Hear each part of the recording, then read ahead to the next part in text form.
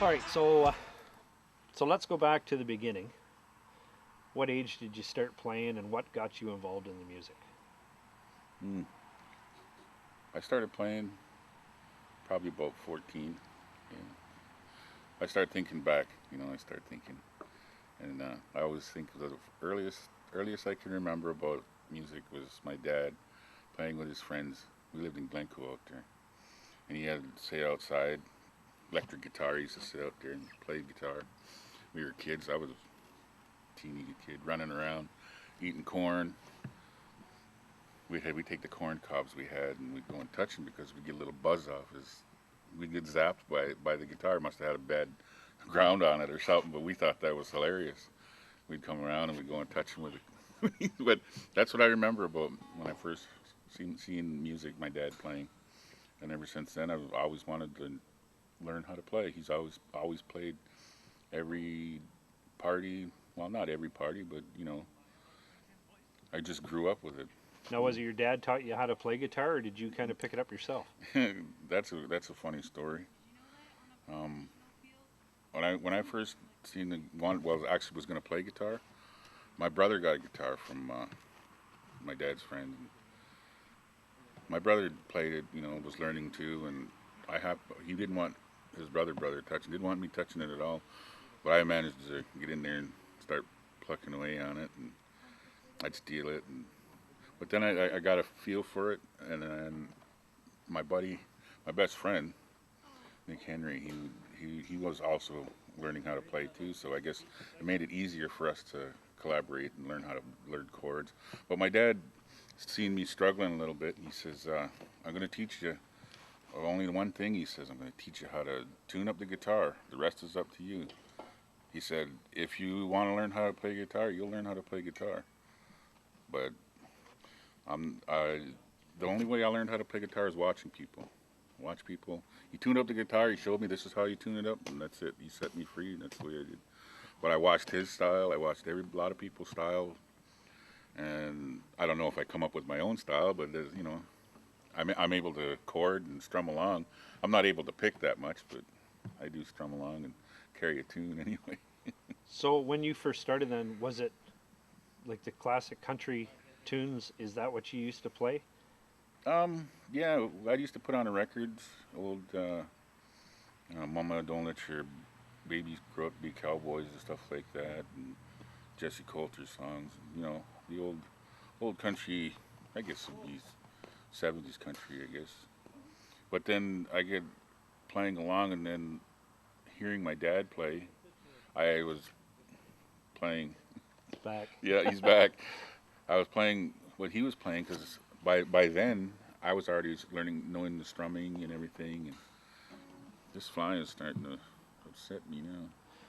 Yeah, I guess that's kind of the joys of doing this outdoors, isn't it? Yeah, I yeah. mean, it's actually quite nice here. We're over at the ballpark in Chippewas, and I guess kind of with that, you you have a lot of people on the reserve that are great followers. You got a lot of fans. Do you, I'd say there's a few out there that like to hear me sing every once in a while. do you travel around to the different reserves a lot, or I guess In not the so much now, but in the past? in the early days, yeah, we did a lot of Kettle Point, Wapool, Sarnia, and did a lot of night of singing over there. Actually, they're a really big supporter of me. The Unitas, they always used to call me up and do the fair, and I'd go sit over there and play. But that was in the later of the years. But earlier years, it was always bluegrass festivals down in Wapool and jamborees down in Kettle Point and senior dinners and stuff like that. And played for Winterio show. And you remember that show? That was Yeah, Winterio show. Ontario, We yeah. played for that. We were like the entertainment for that for when they went out when they're off air. Wow. Played for Larger Harper over in McCurdy. They came down for a conference down in Kettle Point and played there. And right in this ballpark, I opened up for Crystal Shawanda, and she was when she came down here to rock the park, and a lot of things a lot of places I played. Went across the river just once in the States, and we did bluegrass festival over there, which was an experience. I mean, I've never did anything like that, and they just play. You could have a guy playing over here. You could have another guy playing over there, a different song, and you just walk around and with your instrument. And if you like the song, sit along and jam with them. That was awesome. Well, that kind of leads me to a question then for you on what style of music or venue do you like to play? Do you like it when it's more of a, like an open kitchen kind of sit down stuff? Or do you like going when it's strictly like, say, you're a headliner? In the early days, I thought about being like this big headliner, and that was my that was my mindset all the time. I wanted to be known, you know, all the crowd, and it's great. It's a great adrenaline grabber. You just sit there and get excited, you know. And it's my turn to come up.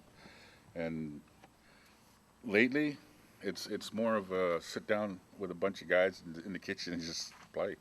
It's I find that's where the most enjoyment is and the best music is, because when you're on stage and you're waiting for your turn, you're so tensed up, you're so. But even that's fun. But I'd rather just sit back and listen to other people play and join in and do what I Just have a can good just to chord along with some of these guys that play. But now you've written quite a few of your own stuff too, haven't you? Well, I've dabbled in trying. I'm not so good of a songwriter. Noticed all my songs kind of sound the same. I got one what do you call it, melody, and that's pretty much changed the words in it, and you get a different song.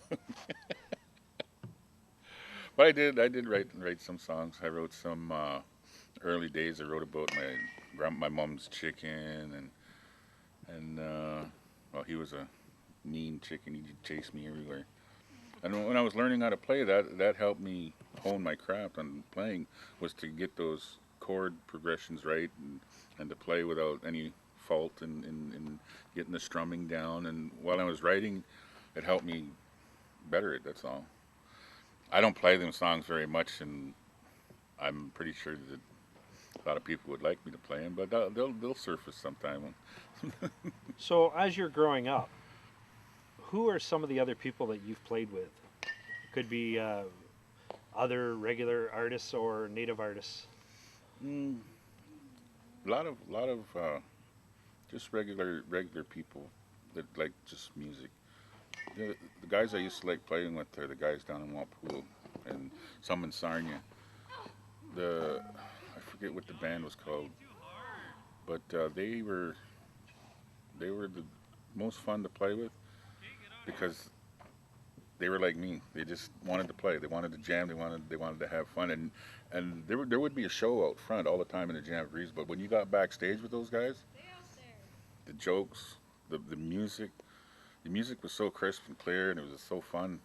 And I never really got to enjoy that when we were doing that. It's always a regret of mine that I never got to, fully enjoy it, because if I could, that's where I would be. And I don't see that around. Nobody does that around here no more. Not where I'm at anyway.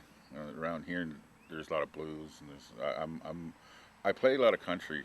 That's country croner, I call myself.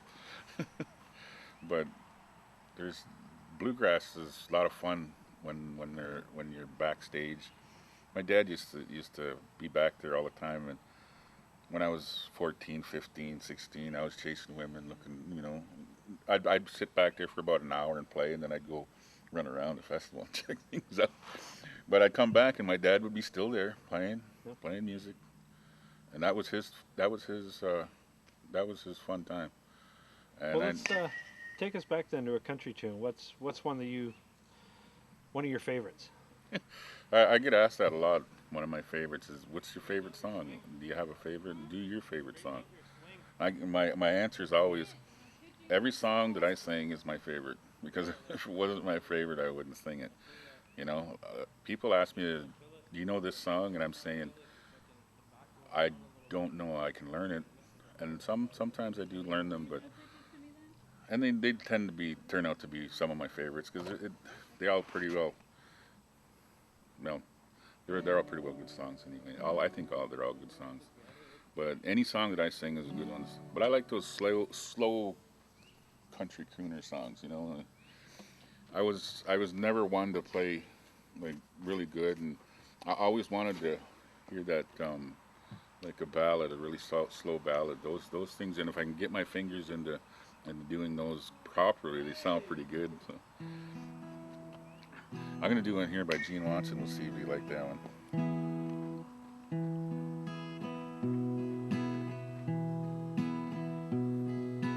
Morning's closing in on me. How can I face another dawn? My life lost all meaning the minute she was gone.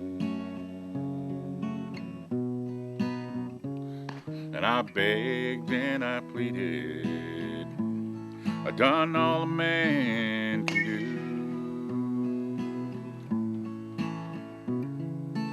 I tried everything, Lord. Now it's time I turn to you. I know you can move mountains, take the stars out of the sky. You can send down the rainbows, you can even turn the tides. Once you even made a blind man see, turn the water into wine.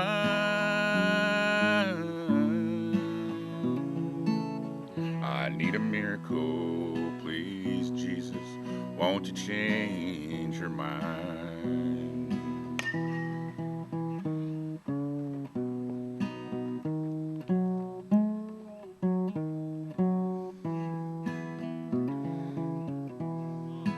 When she was there beside me, Lord, you know how good it was.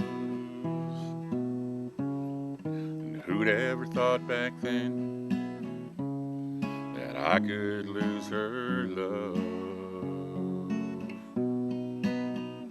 Now I'm standing here a broken man, I can't make it by myself. I may not be worthy, Lord, but won't you get me through this hell? I know you can move mountains and take the stars out of the sky. You can send down the rainbows, you can even turn the tides. Once you even made a blind man see, turn the water into wine.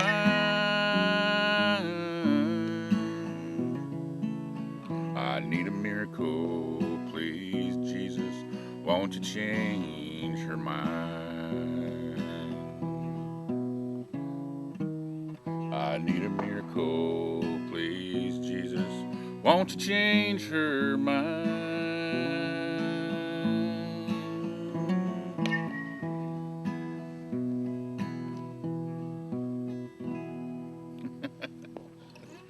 You know what's what's amazing with music?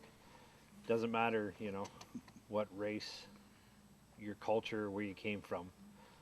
It goes across everybody, doesn't it? It can really unite people. If it's done with all the right intentions, the music can be beautiful. Right intentions, I'm meaning by putting your heart and soul into whatever you're singing and feeling it. Because when somebody writes a song, they wrote it for a reason. They wrote it to either say something or to show love, admiration, whatever. But if you take your soul and put it into that song, that can be translated. And if you make some people feel something, then you've done it right. Before we started rolling the camera, we were talking about your kind of music that you actually listen to. Yeah. And you're talking about pop and Yeah. different kind. It's not even country that you actually There was generally listen to. there So was why is country? Why does that draw you to that to play, and easier. not more? It's It's easier. easier. It's easier to play. But you must have a deep down love for country, though. Oh yeah, yeah. Like to be able to play that. It's a roots kind of a thing. It's a sense of being able to hang on to what my dad done. You know, that's a part of me. So why would I lose something like that? You know. How long's your dad been gone now? Well, since 2002 or 2000. It's been so long. Did he play right up till near the end, or did he? Well, he tried to. Like he had the stroke. He was paralyzed on the one side. But we used, back in when we used to bluegrass, we had buddies that used to play on the stage, and they used to do a little stage performance where one guy would grab a hold of the guitar and the other guy would pick. So the other guy would walk up behind him and start picking the guitar like this. So he's running the frets. He's running the frets, and the other guy's running up the other hand, right? Wow. So I did that with my dad. We tried it out. Well, see, he could still play with this one hand, but he couldn't use his other hand to do left the side. yeah. Was We did that for a time, just as a novelty. You know, he got to play again a little bit, but he could sing. He could still sing right up to the end. Yeah. We got Is him. it still freaking? Yeah, we got him. No, he's back again. That's okay. Once he bites and eats, he's gone. He's got to go and sit down somewhere. So tell me, Hector, on all through your career up to now, what was some of the down points of the music side? Have you played for bad venues, crowds? Like, I mean, you get a lot of people that like you, and then there will always be some that don't like you. Oh, Have you ever been heckled? There's always some. No. Actually, to tell you the truth, no. I've been heckled before they hear me. Oh yeah. Yeah. Yeah. They're always saying country. Oh, I don't like country. I'm a guy that just doesn't like country. They go to the bar and I don't like country, and they're just adamant about they hate it. I get singing after the bar is over. Holy jeez, that was good. I don't like country, but you're good. You're good. They always say that. Yeah, and it was always a good experience. You know, I had goth people come off the street. Goth that I don't know what kind of music they listen to because I was never goth, but you would think that it wasn't country. I don't think you'd look dressed in goth either. But So- yeah, I've had pretty good experience. I mean, I never really seen the bad side of music. Only the bad side of music I've ever noticed is being able to play for somebody that I couldn't get to. You know, like a lot of people like to hear me sing, but I can't get out there to play for everybody. You know, and if I could, I would. But that's why I try to make CDs a little bit, and I'm looking for somebody to record me. If you gotta know anybody that wants to record me, that's great. That's what I need. Well, that's kind of a good segue into what I was going to talk about, because you do have some CDs out. Yeah, I do. How many albums do you have? I've actually, what I've done is I've had maybe about 4. There was 4. I did like a 5-song CD, and then I did but I think there was like 32 songs altogether that I've recorded. The last one was Gone, wasn't it? Gone, yeah. I think that was the one I did in London. And then I took them all, put them all together, and then I split them in half, and I've made it 2 set CDs. So Right. everybody got everything. So And how did you distribute those? Were they like just local selling Just here, local or selling, just yeah. on your tours? But every time I go and play, I take maybe about 20, 30 CDs and sell out every time. So, Oh, did you? Yeah. it was good. It was. I know a good. few years ago I asked you to come to the Fantasy of Lights in St. Thomas, which you Yeah, came down that time, and that was good. I always think about that time because there were times where I've only played to a few people in the crowd. To be honest, I was only a few people in the crowd, and that was one of the most fun times I've had because I had their attention. Yeah. They were enjoying it. The ones that are there, they're enjoying it. I told myself, if there's one person in this world that's going to listen to me sing, I'll sing. Yeah. You know, if everybody's done listening to me sing, I'll quit. So are you just as comfortable playing for 1 or 2 people Oh yeah. as you are for 200 people? I get more nervous playing for a bigger crowd. Oh, do you? Oh yeah, real bad. I've talked to a lot of guys where they're kind of the opposite. They can play for big crowds, but they don't like to play for small. I like the intimate settings because you can react to more. People feel like you're a part of them. You get a connection with them.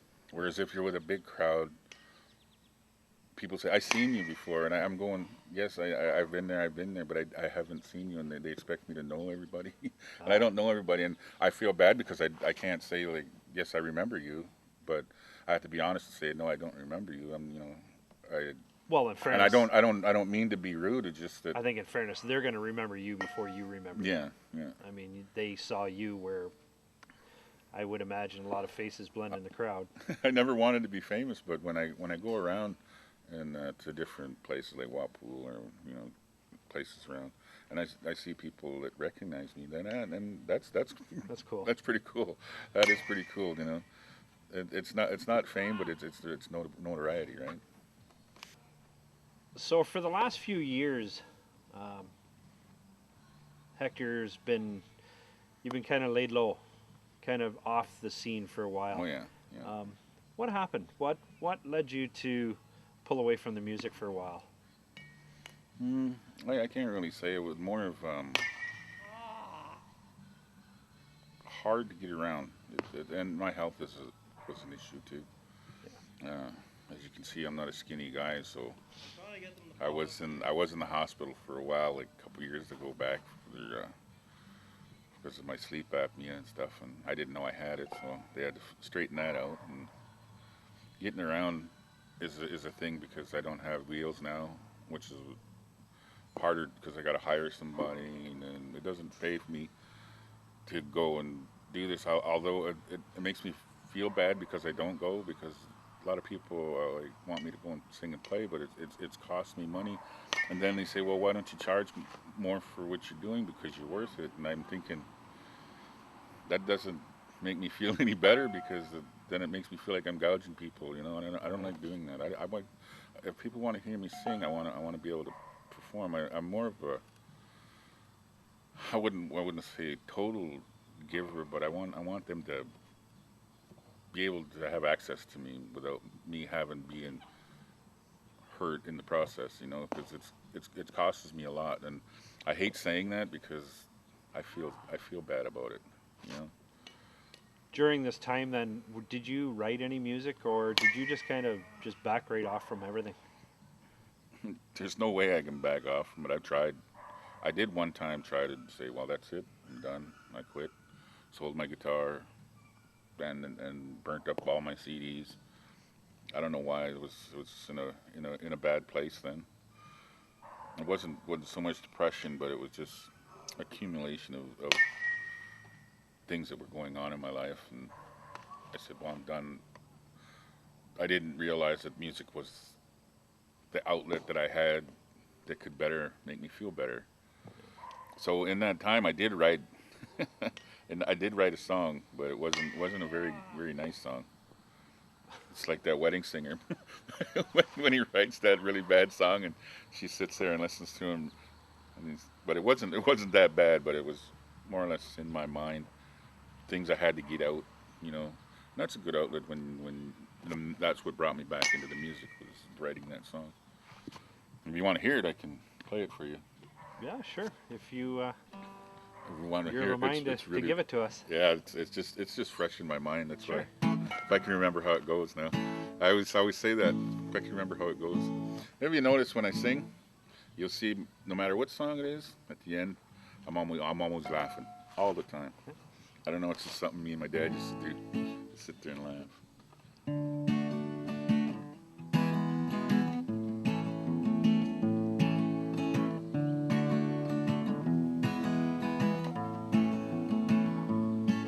There are things that I had learned from, and things that I had done wrong. Seems I learned my lessons the hard way. But if I listen to all the shouts of people trying to spell it out, I might feel a little different today. Feels like I'm a sturgeon in a fishbowl, trying to jump back in the river as it flows. But the water's poison from all the lies that's been told, and my river of life just ain't got no place to go. When I was in my early 20s, I had kids and I was married. It's over now and I'd raise those kids on my own. I'm my early 40s now, and there are times I forget how to look for the silver lining in those dark clouds.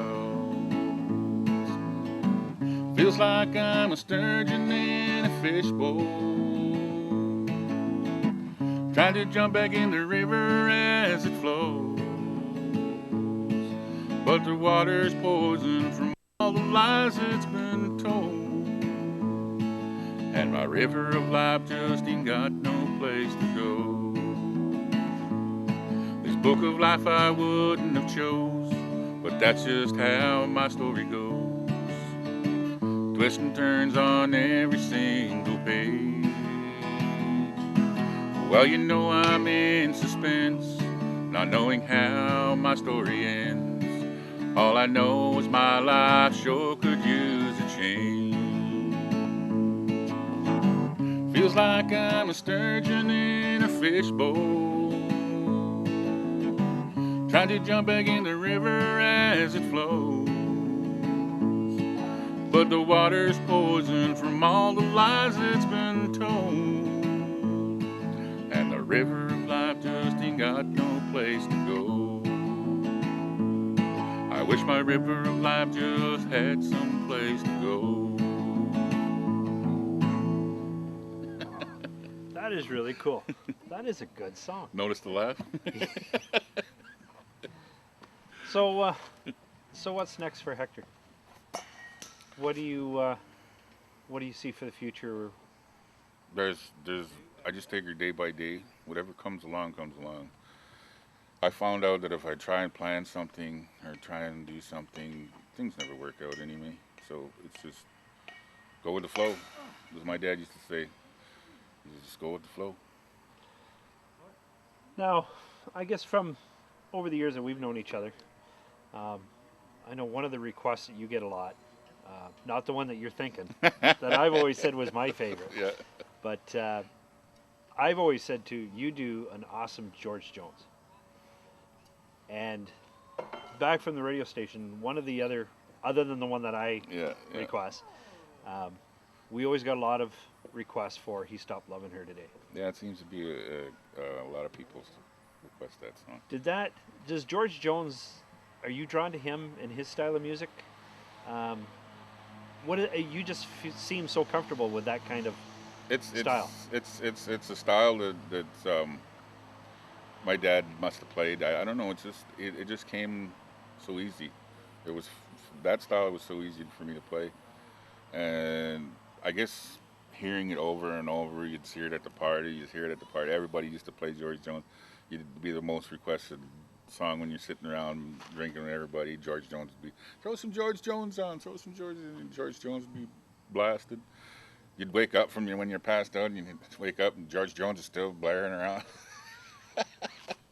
So yeah, it was just burned into my memory. So, but lately, I've been trying to go back and listen to all the older songs of, Emmylou Harris and Rhonda Benson. I've kind of switched over to female singers right now because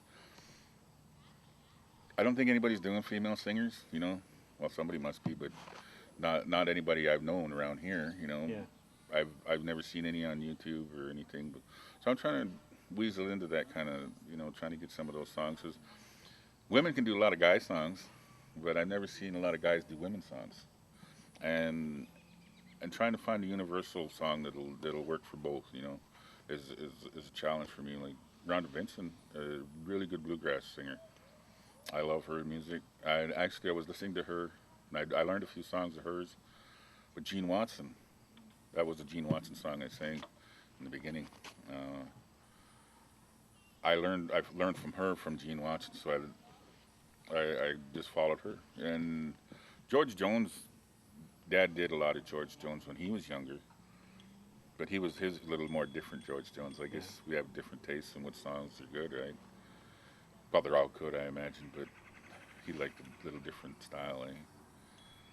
For me, George Jones was kind of like my dad.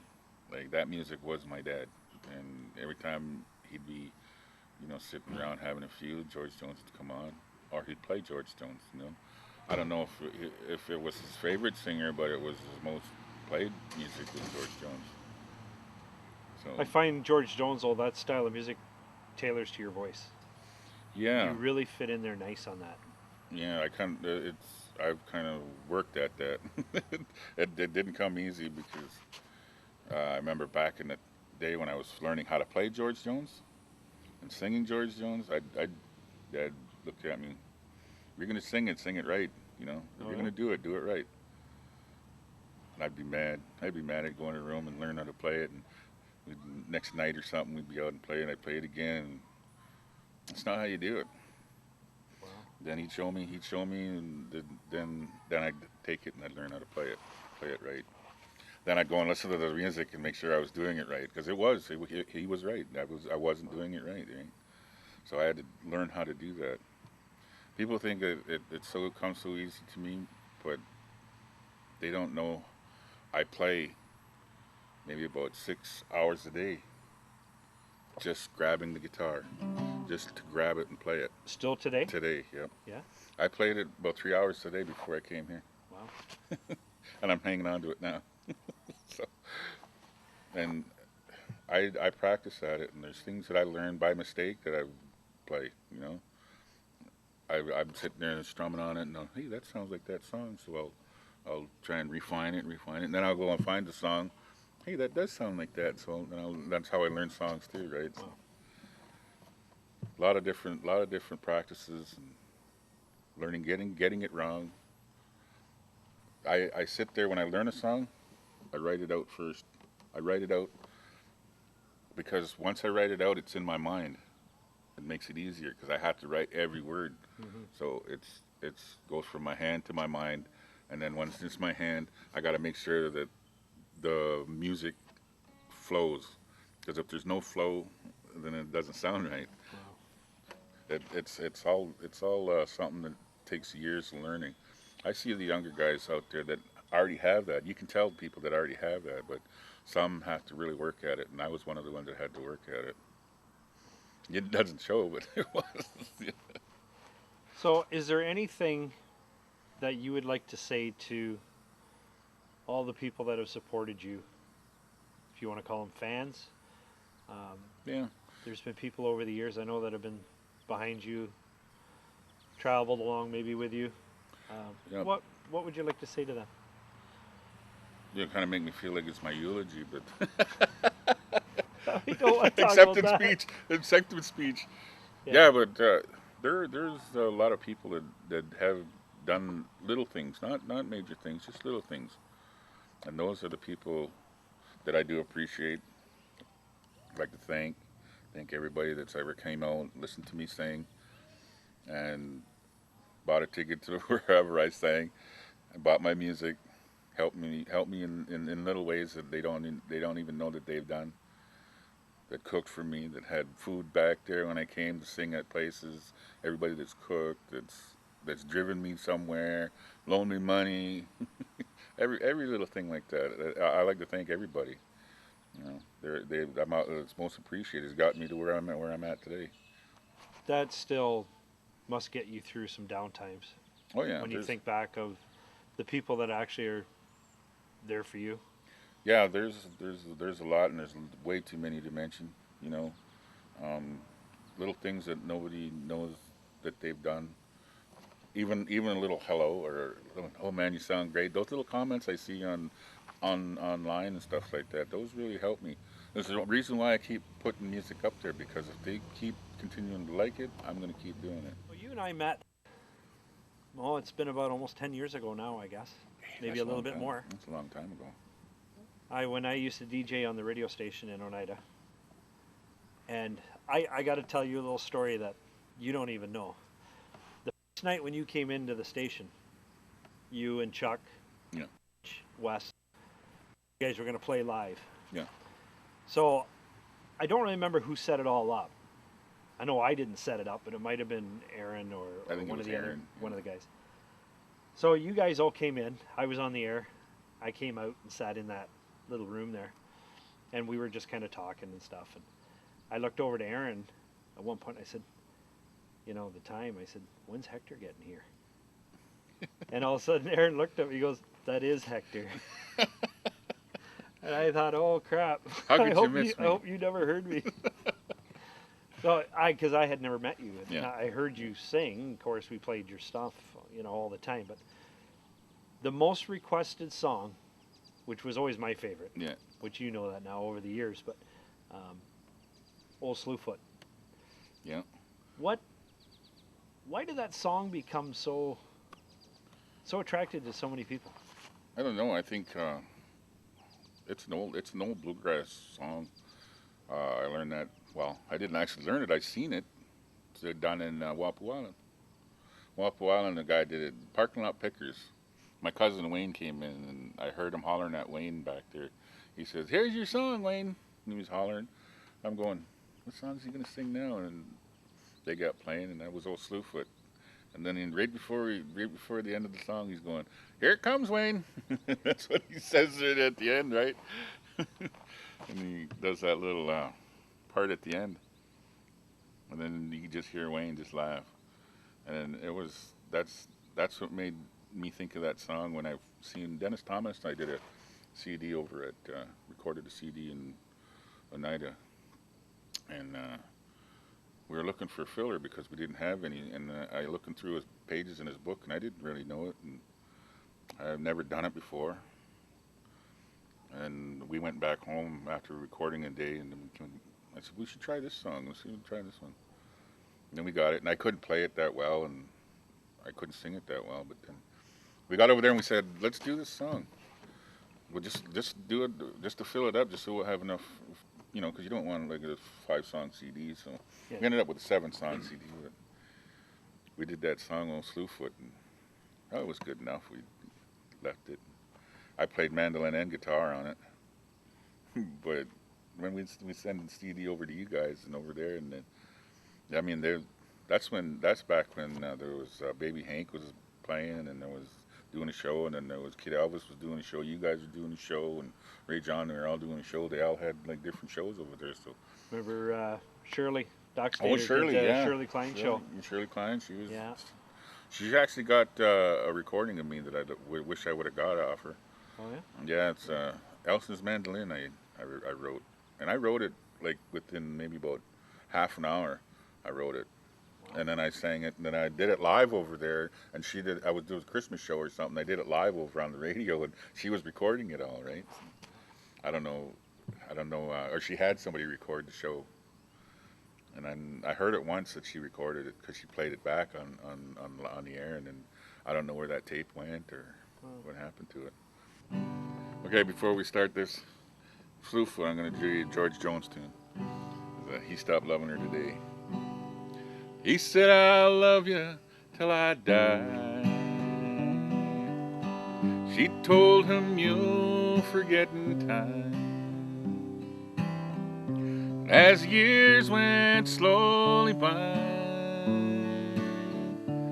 she still preyed upon his mind. Kept her picture on his wall. Went half crazy now and then, but he still loved her through it all, hoping she'd come back again. Kept some letters by his bed. Did it 1962. He had underlined in red every single "I love you." I went to see him just today. Oh, but I didn't see no tears. All dressed up to go away.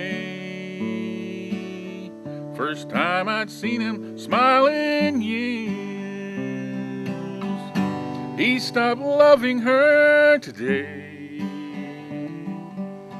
She laid a wreath upon his door, and soon they'll carry him away. He stopped loving her today. You know, she come to see him one last time. Oh, we all wondered if she would.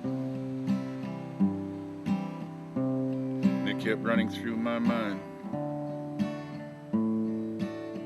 This time, he's over her for good. He stopped loving her today. They laid a wreath upon his door, and soon they'll carry him away. He stopped loving her today.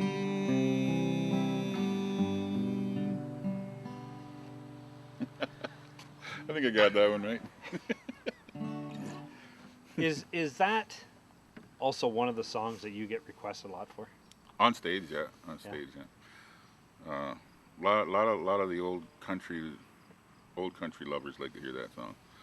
I guess it's more of a staple of everybody's preference. I guess they grew up with it, and I grew up with. Everybody's grew up with it. And as soon as you mention George Jones, that's basically the one you hear. Or the other one is I Don't Need Your Rocking Chair. They always, because it was one of his later ones, right?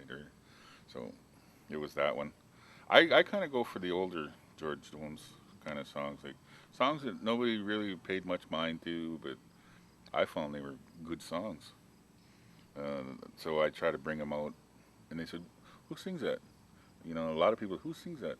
But that's because I don't usually say who it is before I sing it. I like to surprise them.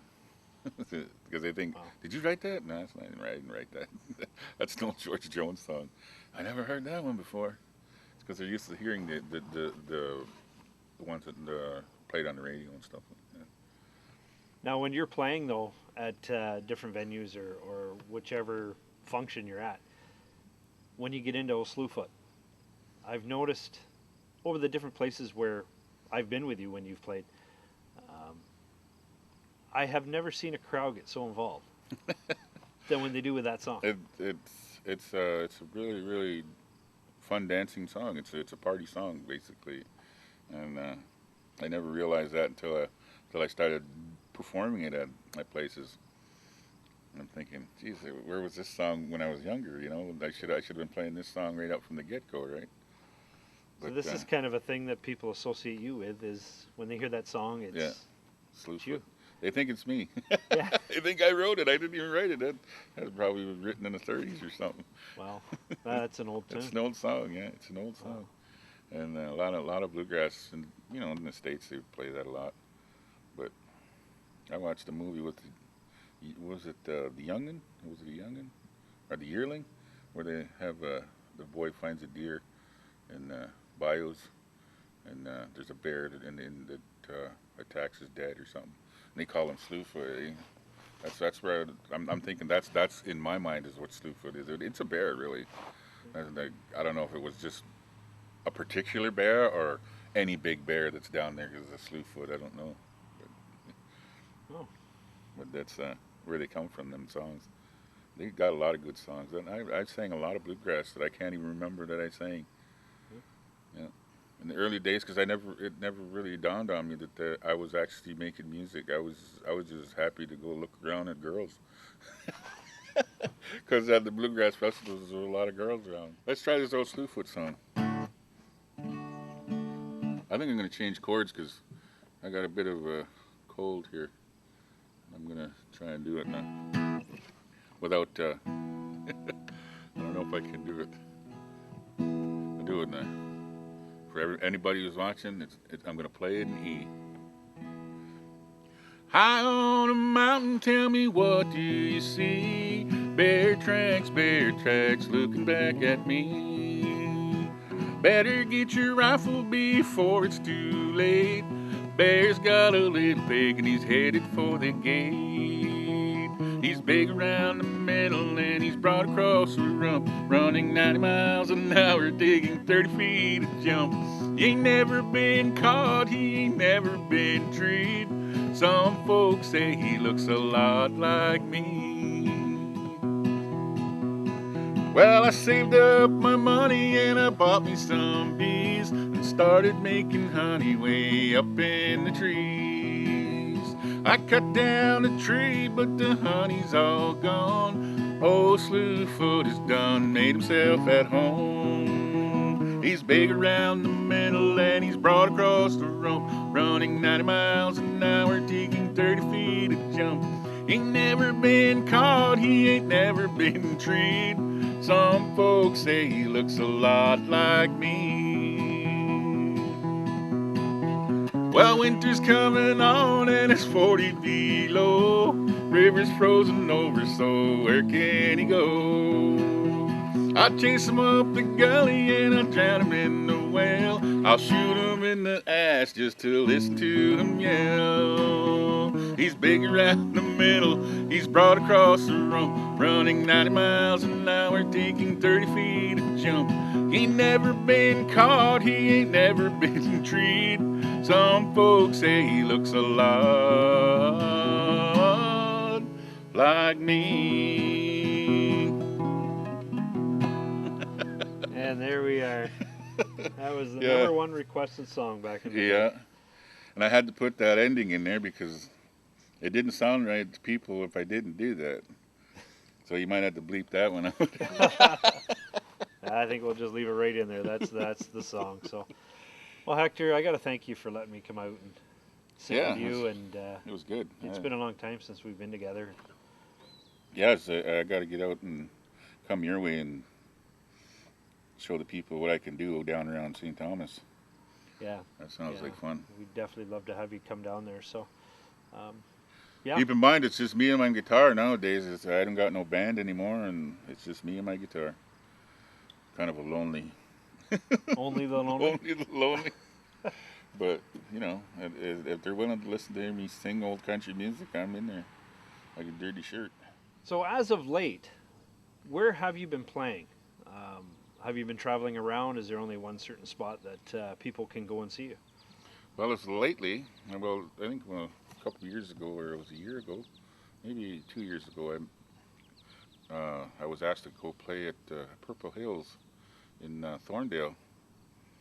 They have a big country music hall there, and it's kind of like a Branson kind of thing. They got the big stage, and it's in a big cattle barn, and they converted it into a big dance hall where they hold weddings and stuff. And they have like an Opry show kind of a thing every Tuesday or every Sunday. It's every first Sunday of every month, and they have acts come in like Carol Baker's been there, and George Fox has been in there, and Marie Bottrell's been in there. They had Dixie Flyers are supposed to be there soon, so really? I think they're this weekend or next weekend, or maybe August. But they have a lot of things up there. I played like a couple weeks ago down there, and it was a whole weekend thing. They had a rural camping, they call it, and they had a bunch of players up there, and that's where I've been playing lately. I haven't went anywhere else other than there. I kind of like it because it's really local. I just got to go up there, and it's real quick, and I don't have to travel that far. I can just jump on my bicycle and go. Well, not so much my bicycle, but it doesn't cost a lot of gas money to get down to, like further than that. It's only like 20 minutes or maybe 40 minutes away. So yeah, the people up there have been really nice to me at Purple Hills. How many people does that hold? I'm not too sure. I'm thinking like maybe good 200 people. Oh, is it really? Yeah. I've did a dance there one time. It was packed. There was a lot of people in there. I had people on the dance floor, so and you couldn't walk across the dance floor. And it's a big hall. It's nice. They hold weddings there too, and receptions and stuff. So. If anybody wants to contact you, what's the best way? Is it like through Facebook? Facebook is the best. you see some of my stuff on YouTube, and I usually Facebook. I'm always on Facebook. Well, let's talk about that really quickly there. So you have a YouTube channel. Well, I don't know if it's a channel, but I got a lot of videos on there. Is it just called Hector Sturgeon? Hector Sturgeon. Anything I've done, I try to put Hector Sturgeon at the forefront. So as soon as you put Hector Sturgeon in, all my stuff comes out. So. Now, let's just flip this a little bit, because if you go to Facebook, if you type in Hector Sturgeon, no, you can't get you it. Can't. You can't. Where did Hammer come from? if you go on there, it's Hammer Sturgeon. So yeah. How did you become the Hammer? Just the nickname my sister gave me. I was always coming off of work and going over to my mom's place, and the kids would be around, and I'm always, it was just a little joke telling them, "How's your hammer? How's your hammer?" Because everybody used to say that, eh? Yeah, How's your I remember hammer? that How's years your ago. hammer? Yeah. And then I just kept saying that to all the little kids running around. How's your hammer? But and then my sister said, "Oh, here comes Uncle Hammer," and I couldn't wonder why I never had a nickname before, but I chose that one as to be my nickname, because everybody in my family's got a nickname, right? And I was the only one that had my own name as, "Oh, here comes Hector," right? not no nickname. So I was kind of proud of that Hammer. So I got it tattooed on my arm, So if you forget who you are, you can Yeah. look on your arm. Yeah. That's good. Yeah. Well, anyway, like I said, I really appreciate you. This was kind of really fast too. It was only this afternoon that I messaged you and said, "Hey, let's get together and Yeah, it's do good. this, so. It's good because I'm kind of want to get back into playing gigs and stuff, and I want more people to be able to see my music. I was telling a friend one time. I says, if I could ever get my music, my stuff out there, out towards Nashville, and have somebody steal it, it'd be great. Well, why would you want somebody to steal your music? I'm saying because I got all the other stuff recorded here and dated. So if they steal it, they don't know that, right? They can steal it, and I'm going, "Hey, there you go. I wrote that." "Yeah, right. You wrote that." I said, "Here it is, right here." Very good.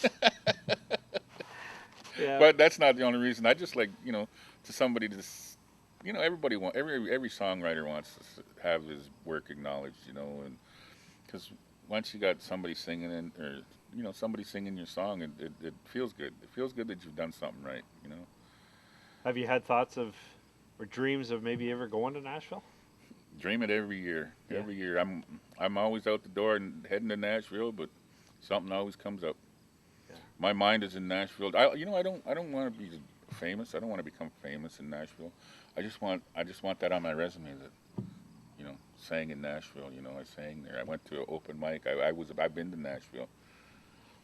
I got people I'd like to write with, collaborate with, to come up with a song that maybe some up and coming singer could make famous.